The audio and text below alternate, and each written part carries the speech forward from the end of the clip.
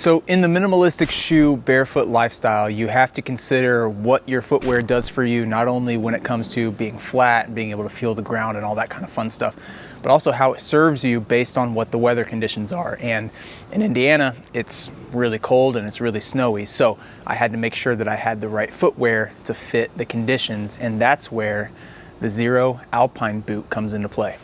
Let's talk about it.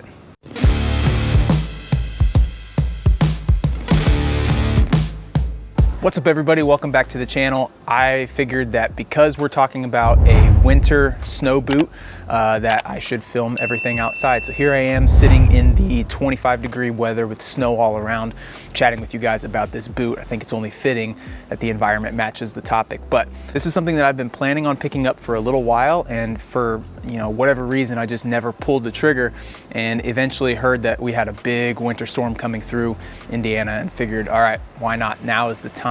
So I jumped on the Xero Shoes website and picked these bad boys up.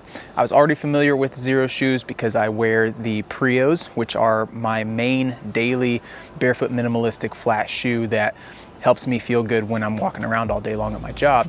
And understanding that that was not going to cut it with terrible weather like this. I also currently don't own any other types of snow boots. It's never been something that I've invested in for myself. So I wanted to make that jump, and I wanted to make sure that that choice was the right one. And that's why I went with these. Today's chat is going to be really quick and to the point. I'm just going to list off some of the features of the boots and give you some explanations as to why I enjoy them and why I think they might be a good fit for you. Overall, the construction of the boot is really pleasing to me. I really like how durable and tough this thing is. It's completely waterproof and it's fully insulated. I think the specs are like up to like -25 degrees Celsius, if that's how you measure your temperatures. It keeps the foot really, really warm, and definitely keeps a lot of the melting snow away from getting it wet, keeping your foot dry, all that kind of stuff. But one of the bigger things that I really enjoy is sort of this traction piece. As you can tell by what's on the screen, the tread on the bottom of these is really, really nice, and it adds a little bit of thickness to the foot sole. So if you're someone who is looking for getting as close to the ground as possible, these aren't going to get you quite there because it is a 5.5 millimeter sole, and that's not including the 2 millimeter heat resistant insole that is inside. That is completely removable if you want to take that out.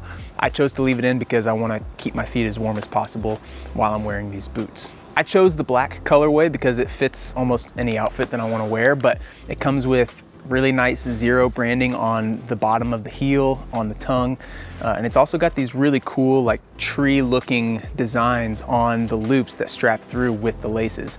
I think that's a really cool detail to kind of like give you that outdoors alpine feel to what it is that you're doing here. The footbed is relatively flexible. I've bent them back and forth. They're not as flexible as the other flat shoes themselves, but they have really good give, and it feels really great when you're walking over a bunch of different objects. The boot also has the same wide toe box that you come to know and love when it comes to minimalistic shoes, especially with Xero shoes. So there's no issues with, not having enough space for your toes to spread and display and to feel the ground when you're walking around in these. The lace-up mechanism is similar to other types of snow boots that you may have had in the past. I don't know if you can tell on here, but it's got those little eyelets that you just kind of drape the laces through as you wrap them up and around. And once this thing is completely tied, I mean, it is tight against your leg. Your foot's not going to slide around too much, and it gives a really good secure fit.